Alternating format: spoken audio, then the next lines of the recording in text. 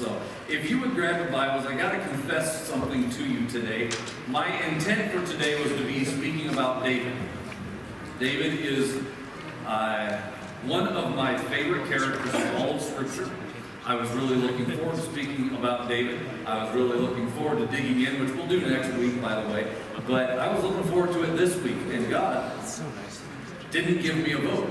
So we are not going to speak about David this week, because as I was preparing to go into really studying in on David and how that really does have an effect on who we are and how it, when God makes his picks of us,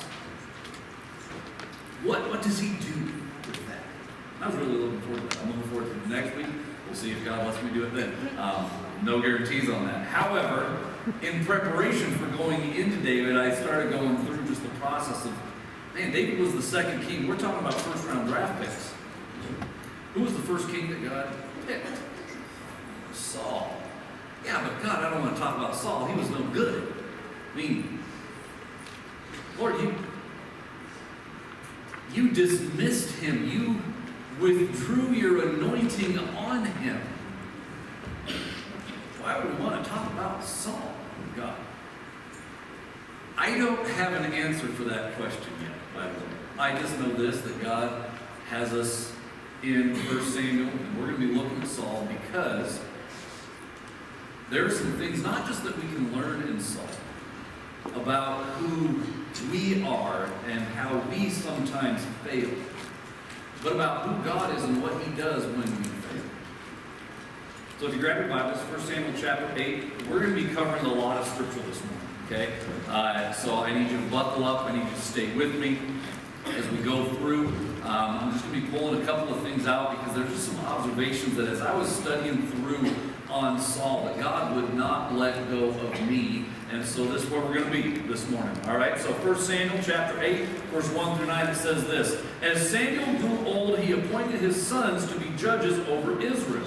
Joel and Abijah, his oldest sons, held court in Beersheba. But they were not like their father, for they were greedy for money. They accepted bribes and perverted justice. Now we're going to stop there real quick, because this guy Samuel is actually pretty cool. Samuel was the son of a father and a mother, and previously that mother could have no children. And she was broken about that. And that father had another wife, and that wife had all kinds of kids. And every time that wife and the father and Samuel's mother would go to the temple, to the tabernacle at that point actually, she was just brokenhearted. And she just prayed every year, God, take this shame away from me. Give me a son. I promise if you give me a son, I will give him back to you. And that is quite literally what happened. She had a son. It was Samuel. And she fulfilled the promise that she made to God. And Samuel was raised in the tabernacle. And the high priest at the time had these sons, and his sons, Hophni and Phinehas, were terrible dudes. I mean, quite literally. Imagine this, if you will. When people came to the tabernacle to bring their offerings every year, to come before God and worship him, these two, I'm trying to filter through all the words in my mind that I have for these two. Let's go with jerks. They would literally sit at the front door, kind of entry to the tabernacle, and it says that they would seduce women and steal from everyone.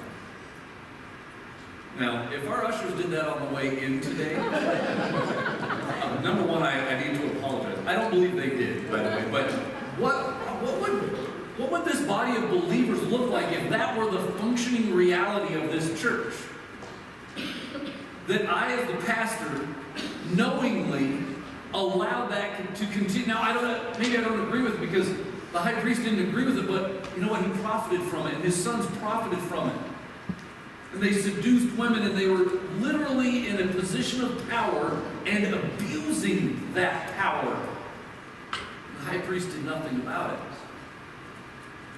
But Samuel, who was dedicated to the Lord by his mother, before he was even born, honored God his entire life. And you think, man, what a great thing to set up a family like that that's going to do well. But the reality is Samuel's sons were jerks too. And the people didn't like it. Crazy, right? Like, hey, we don't like getting raped when we come to worship God. That's a problem that we have, Samuel. We don't want that to continue. So instead of the way it's set up right now, because originally God's first round pick, do you know who it was? It was himself. God's first round pick to lead his people was himself.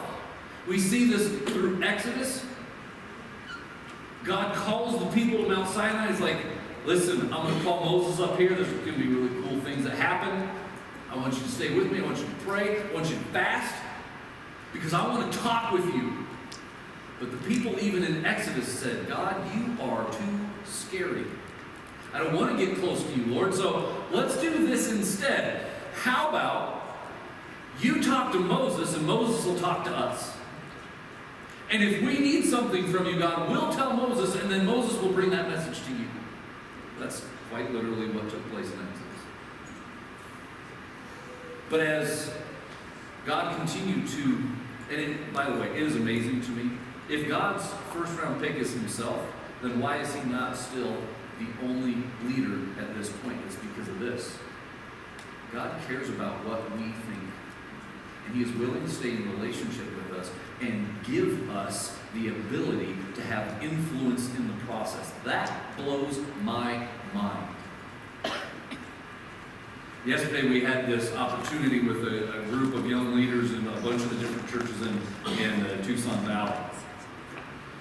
And we had this agenda set out yesterday, and it was a great agenda. No, it really wasn't that awesome because God had a way better agenda.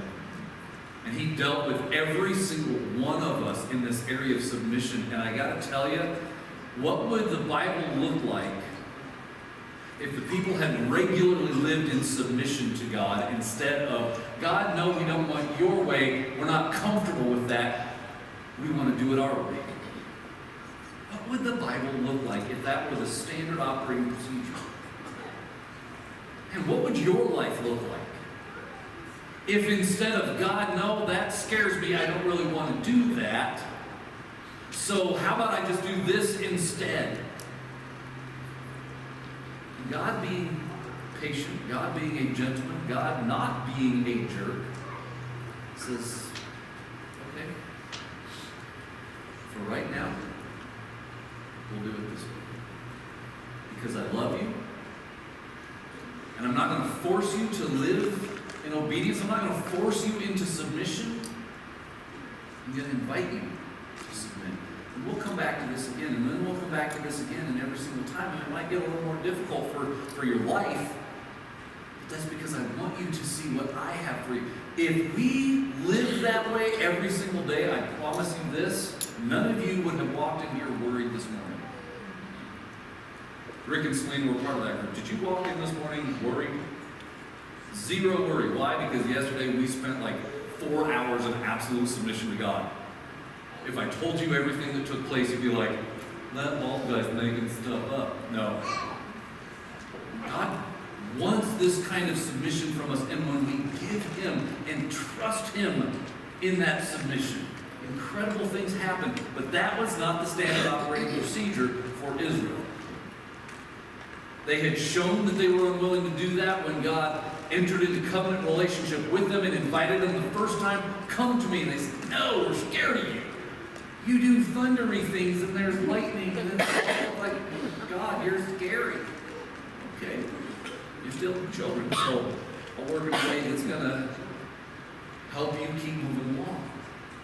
And by this point, Samuel, that kid that was dedicated to the Lord, who submitted his life over and over and over and over again. And by the way, I do encourage you, go read the rest of 1 Samuel up to this point, because there's some things that this cat did that, man, I don't know if you've ever wanted to go to work and like tell your boss the truth, the whole truth.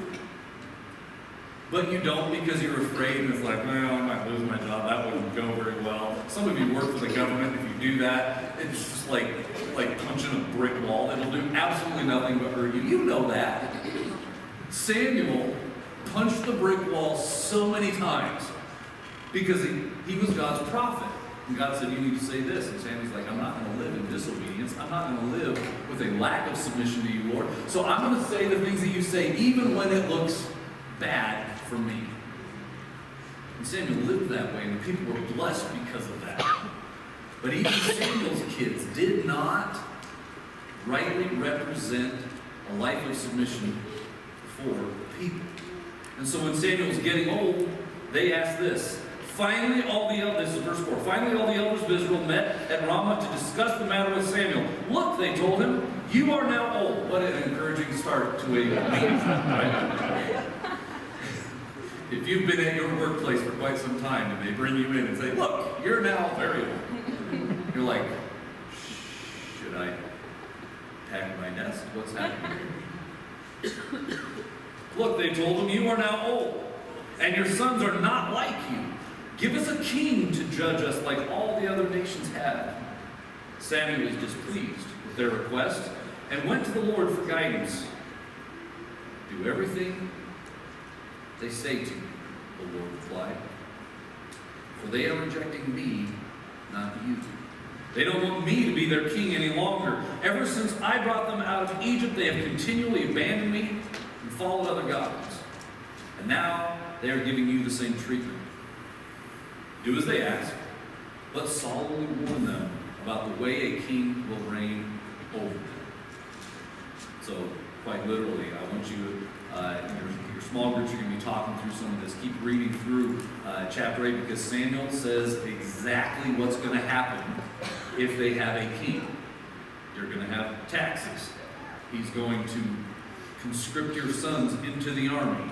He's going to take the best of your flocks. He's going to take the best of your crops. He's going to take the best from you. That's what you're picking. Instead of following me and receiving the best from me, you are picking a king who will take the best from you. It's quite literally what God tells Samuel to tell the people. And he tells them, and you know what? They're like, oh, well, we don't want that. No, we'll just keep following God. Is that what they say? No, that's not what they say at all. They say, give us a king. But God's first round pick was himself. He wanted to lead his people, but he saw that his people had rejected him time and time and time and time again. I think it's a pretty scary thing when we get what we want from God instead of what God wants for us. I don't know if you've ever been in that place. I don't know if you've ever been in a relationship that you picked that God didn't pick. I have. I praise God that He got me out of that. Like, a lot. And I praise Him because what He did have for me is phenomenal. Her name's Jamie, and she's sitting in the back somewhere. I can't see her right now. There she is. I love her. She's God's pick for me. But when I pick what I want for me that's against God's will, that's a bad place that I have been in my life in the past. I don't know if you've been there before, but this is the people's choice. Let's jump into chapter 9, verse 1. It says this. There was a wealthy, influential man named Kish from the tribe of Benjamin. He was the son of Abiel and son of Zeror. You've got to remember all of these, by the way. There's a test at the end. Son of Bechorath. By the way, if you're pregnant, name your child Bechorath. Or Aphiah.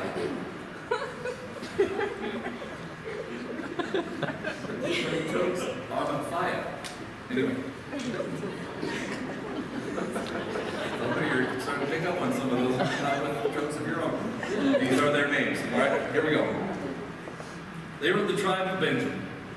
By the way, read back a little further and you'll see that the tribe of Benjamin was almost wiped out for sin. It was only because God stopped them and said, no, don't wipe all of them out. And there were literally only 600 men left, and they had killed all of the other people in the entire tribe of Benjamin. And they swore, none of us will let our daughters marry the men from the tribe of Benjamin. Their plan was to get rid of the entire tribe because of sin.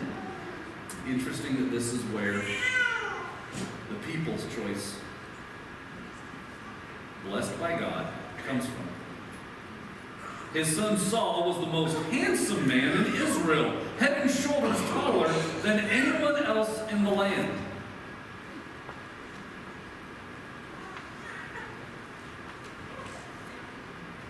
See, I think Saul is who you would pick if you had to pick. He is who I would pick if I had to pick. He is not God's first choice. Who was God's first choice? Himself. But when he saw that the people did not want him, I mean, the rejection of that, I don't know if you've been through anything with your kids where they reject you. God was living that reality. He said, then I will give you what you want.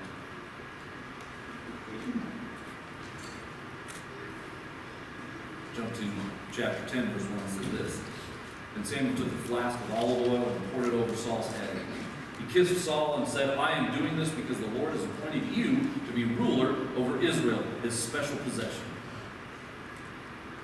Now, I do want you to kind of catch up, read through the rest of chapter 9 there, because it literally says that Saul was so afraid that he was hiding among the luggage.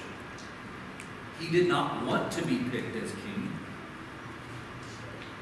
He thought little of himself, though he was the most handsome man in all of Israel, head and shoulders above the rest. He thought little of himself. I don't know why, we don't get all that backstory.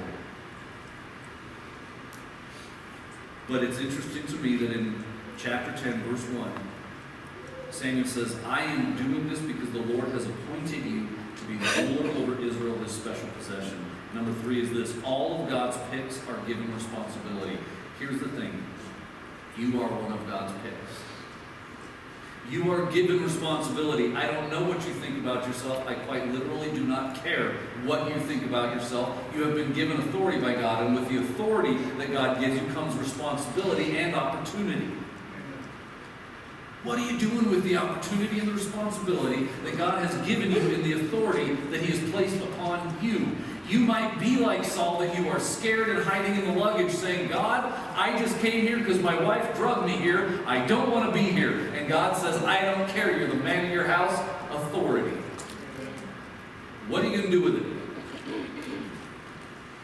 With that authority comes responsibility and opportunity. What responsibility are you assuming? What opportunity are you capitalizing on? Because God has given you authority, gentlemen. Just because you may think lowly of yourself does not mean that God has not put on you some of his power. And with that power comes the responsibility and the opportunity to show your wife, to show your children what it means to accept authority from God and be a good steward of it. All of God's picks are given authority. Even the ones that don't want to be leaders, and even the ones that God says, you know what, you're my second round pick. I would have picked myself first because he did. But now it's your turn to lead these people. You have responsibility. Let's jump to chapter 13, verse 11 through 14. It says this. We see that this is, again, years later, after Saul is anointed king, after there's a bunch of different things that he does that are actually pretty honorable things. But Saul is an interesting case study as far as a character goes. He is extremely influenced by the people around him, less so by the God that surrounds him. So we're going to see in chapter 13, verse 11 to 14, it says this. Saul replied, I saw my men scattering from me. Wait a minute. What's the rest of the story, farmer? Let me give you the rest of the story. You see, Saul had gone out with his army to fight against an invading army. And Samuel told him, wait till I get there. When I get there, we'll do all the things that God requires, and then you can go kick tail because God will be with you. But wait till I get there. Guess what Saul didn't do? He didn't wait until Samuel got there. He didn't wait till God's man got there. He did this. I saw my men scattering from me, and you didn't arrive when you said you would. And the Philistines are at Michmash ready for battle. So I said, the Philistines are ready to march against us at Gilgal, and I haven't even asked for the Lord's help. So I felt compelled to offer the burnt offering myself before you came.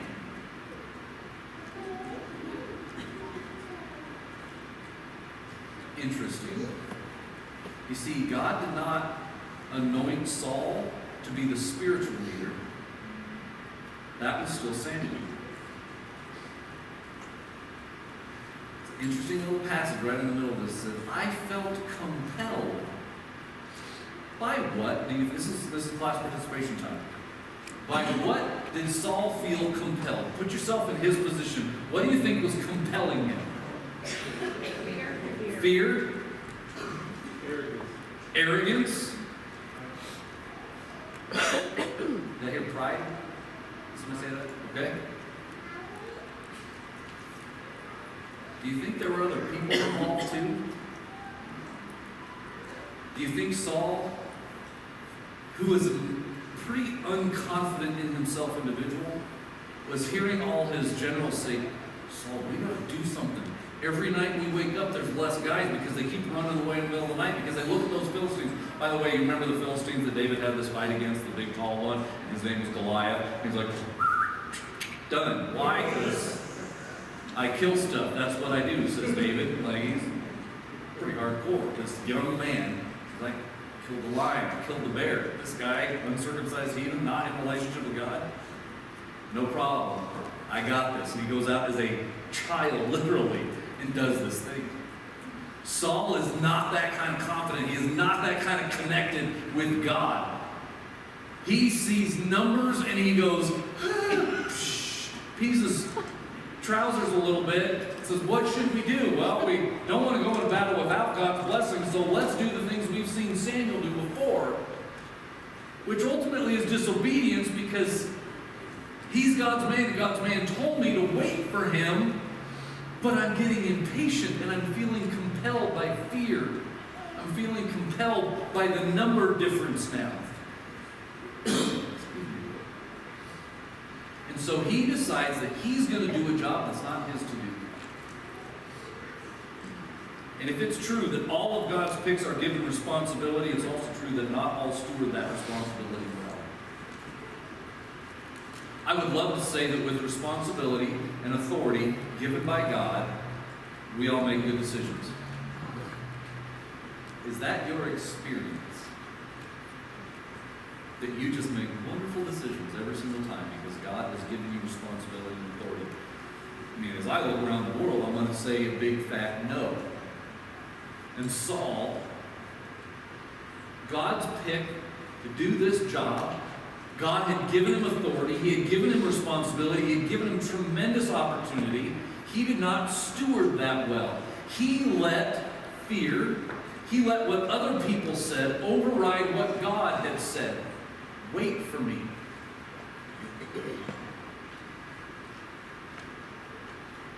Are you comfortable waiting for God? I see some honest heads going. The rest of you are like, oh, I'm just a good Christian. I love waiting. You're a liar. Waiting on God is hard. Sometimes it's scary. Sometimes you're like, Lord, you said you were going to do this thing. Tick-tock. Let's go. Saul felt compelled to make a decision that he knew was wrong, and still made it.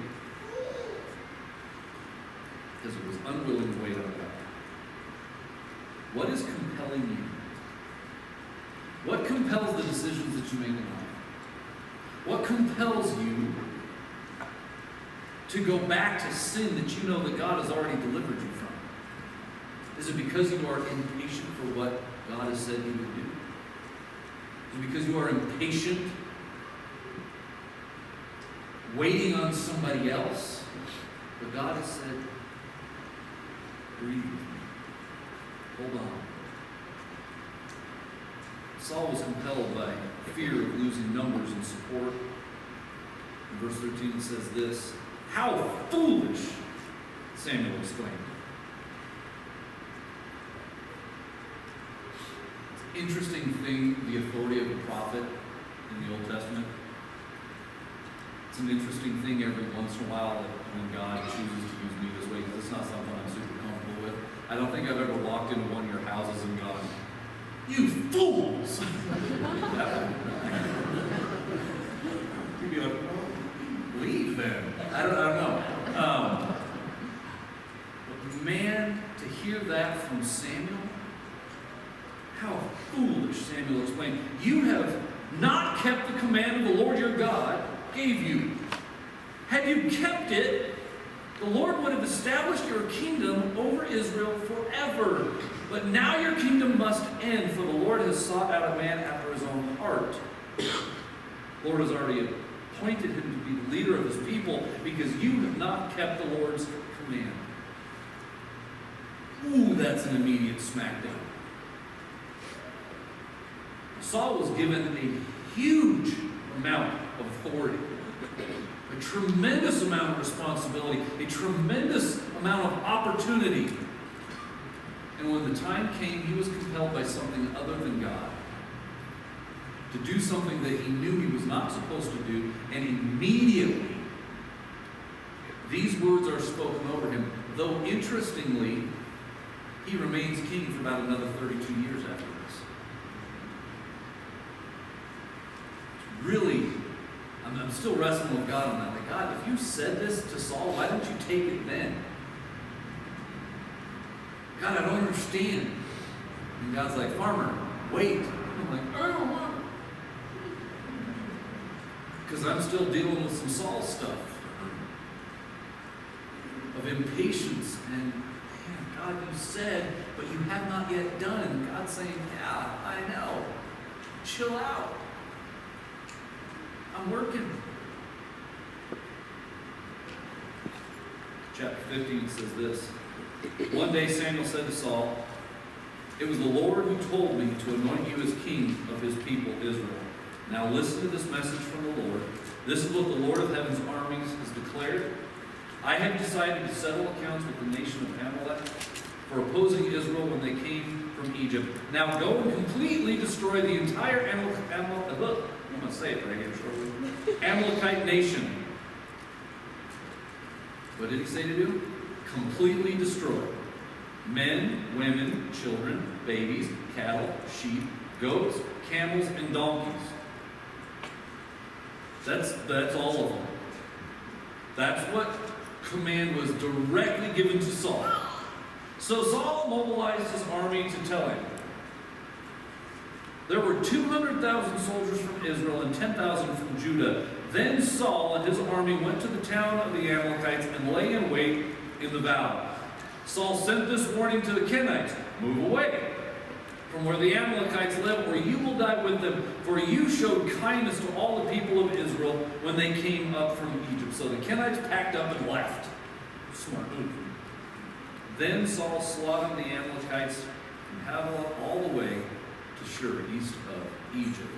He captured Agag, the Amalekite king, but completely destroyed everyone else. Saul and his men spared Agag's life and kept the best of the sheep and goats and cattle and fat calves and lambs. Everything, in fact, that appealed to them. They destroyed only what was worthless or of poor quality. What were they supposed to do? Everything. Completely destroy it all. What did they do instead? Kept whatever they wanted. That's shiny. That cow's way nicer than my cow. I'm gonna take that cow. Saul himself kept the king alive in direct disobedience to what God said. And you might be sitting there going, why would God order the destruction of an entire nation? I'm glad you asked. You know, the answer is in the Bible. And it talks about the evils of the Amalekite people and what they did in sacrificing children, in their worship practices. They were rapists. They were things that were just absolutely detestable. And God said, it's time to settle accounts with the Amalekites. So please obey me and go destroy them, because my judgment on them is now. Do you know God has the right to judge all of us right now? By His grace, He chooses not to. Would we be guilty if He judged us today? Without Jesus, big fat yes. Dirty, filthy, guilty, all of us, nailed. Through the blood of Christ, we have a different answer to that. Thank you, God, for that. But the Amalekites were judged by God and said to His Israelite army, go and do this thing. And they kind of did. Kind of doesn't count. How complete is your obedience? God, I did what you said to do. I came to church. Yes? Have you been watching the game the entire time on your phone? Maybe not. God, you said to be generous. There you go. That's not what I asked for. How complete is your obedience? God, you said to be faithful to my wife. I haven't had sex with any other woman. Okay, but what are you looking at?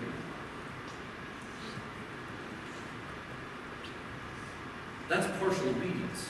All of those things are kind of there with kind of a caveat that says, I'll just do it kind of my way. That's exactly what Saul did.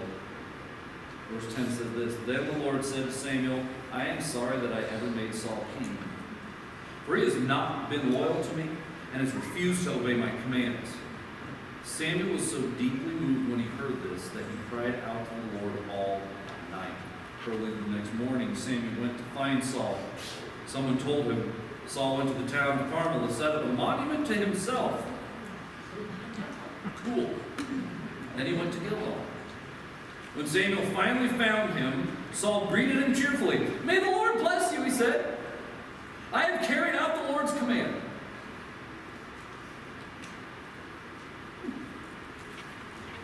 Then what is the bleating of sheep and goats and the lowing of cattle I hear? Samuel demanded. Oh, that. See, here, interesting story. Let me back up a little. So we went and did all the stuff God said to do, but, it's true that the army spared the best of the sheep, goats, and cattle, Saul admitted, but they are going to sacrifice them to the Lord our God. We destroyed everything else. Isn't it interesting that when you know you're doing something stupid, you try to find good reasons for your stupid? And then make excuses why your stupid is actually a better plan than God's plan was? Then Samuel said to Saul, stop. Listen to what the Lord told me last night. What did he tell you? Saul is like Davey almost. What did he tell you? Saul asked. And Samuel told him, although you may think little of yourself, are you not the leader of the tribes of Israel? The Lord has anointed you king over Israel. He gave you authority. He gave you responsibility. You have not led in the authority and responsibility He's given you, Saul. Come on, man. The buck stops with you. That's an old statement. Some of you will know that. Some of you are like, the buccaneer. No. If you're in any organization, you can probably find other people to blame. When you are king, there is nobody else to blame for all the decisions. You own that. God has made every single one of us His first round picks. We are the kings and queens. The buck ought to stop with us. We ought to not pass off any responsibility to somebody else. We should say every single day, I have to make this call. I'm going to do it in a way that honors God completely, not partially, because I'm His first round pick. Your leadership matters. It's very interesting. Samuel very much understood Saul. Though you think little of yourself, God's given you great responsibility. Again, I don't care what you think of yourself.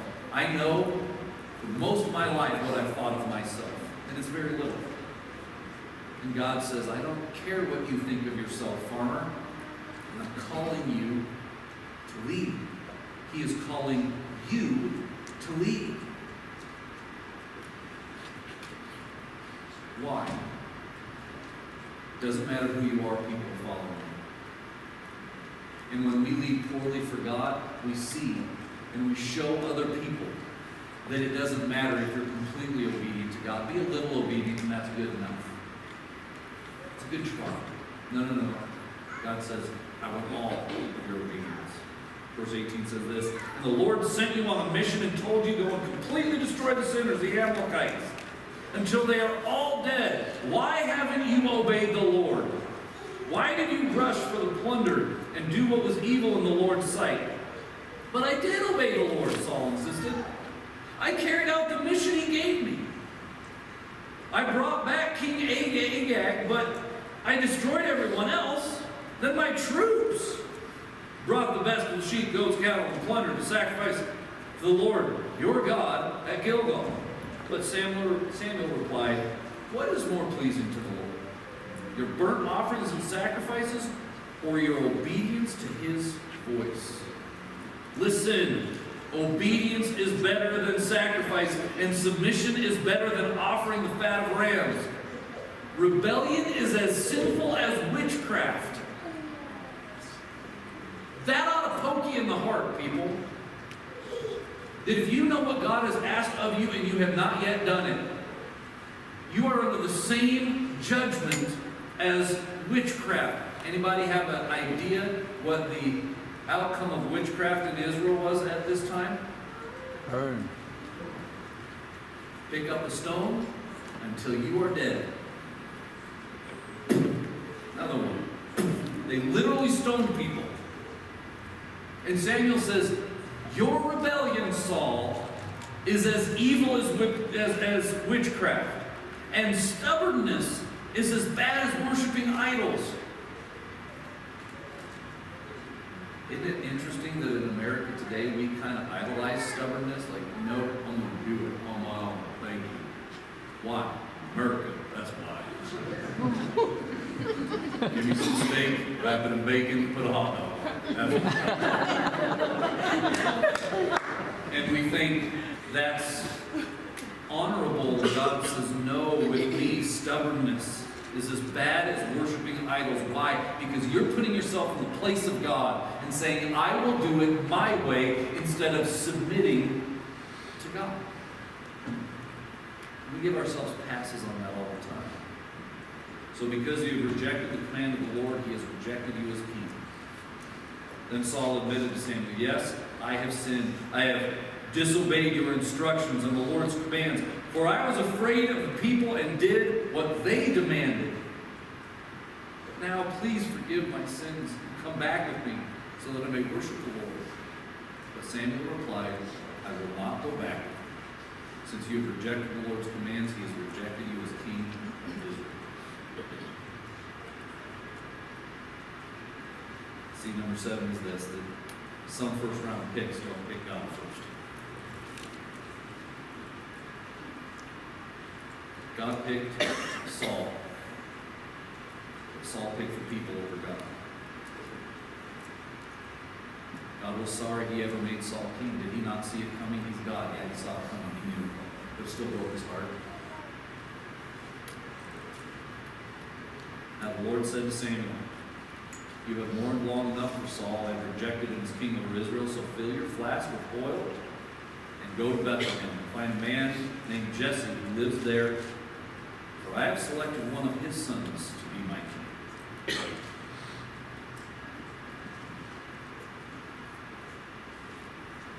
I'm a firm believer that God has picked every single one of us. That does not mean we have picked him in return. And just as foolish as it was when we talked the first week about why would a first-round draft pick to the NFL, who is promised a $20 million a year salary, say, I'd rather work at McDonald's. That's foolishness. We have been picked first by God, and yet oftentimes we choose to say, God, instead of submitting to you, I'd rather do what the people around me are doing. I would rather live my life the way the people around me are living their lives than fully submit to you. I don't want you to live there. I really don't. I would love for you to be able to see what God has in store when you submit your will to His and live in obedience, complete obedience to Him. Not partial, not a little bit, not some, complete obedience. Man, what blessing comes with that. You will never see those blessings until you say, God, I may not know, I may not understand, I may not have my head wrapped fully around what you have, what you want from me. I may be scared spitless of it. I may feel like it's too long in the coming. I may feel a lot of things. But instead of being compelled by all of those worries and all of those things, I choose to submit 100% to you. That is the choice that is laid before you today when we look at a guy like Saul, whose kingdom and family would have been established forever if he had followed God. But he didn't. He followed the people. He allowed his men, the ones that were under him, to influence. Instead of making the tough leadership decisions that were necessary and right, he said, I'll give you people what they want. That's not what God's asked for. God has asked that we give him 100% of who we are. Will you? I don't want you to go, yes, Pastor, I will. What I want you to do is I want you to go out and I want you to do the things God says to do. Live in obedience. Practice it. Well, Pastor, I don't know how. You got to start. I would rather you fail miserably at trying to obey than just never give it a go. Because then you'll learn and you'll say, oh man, maybe that wasn't God that I heard. Maybe I need to know his voice more. Maybe I need to get in his word. God is asking you to submit to him and him alone and him completely. Some of you are still fighting that. Some of you think you said yes to that a long time ago, but you've been taking back a little bit more from God. That's between you and him. I don't want you to ever be in the same spot that Saul was. It says after this that Samuel did not even talk to Saul again for the rest of his life. Understand that that was God saying, Saul, I have removed my presence from you. I never want that for you because of your disobedience. I want you in a relationship with God where you are so fully submitted that when he says, go talk to this person and say this word, you're like, okay, God said to say Skittles to you? You won't even know what's coming next. Listen, I just want you to live in obedience. Let's pray.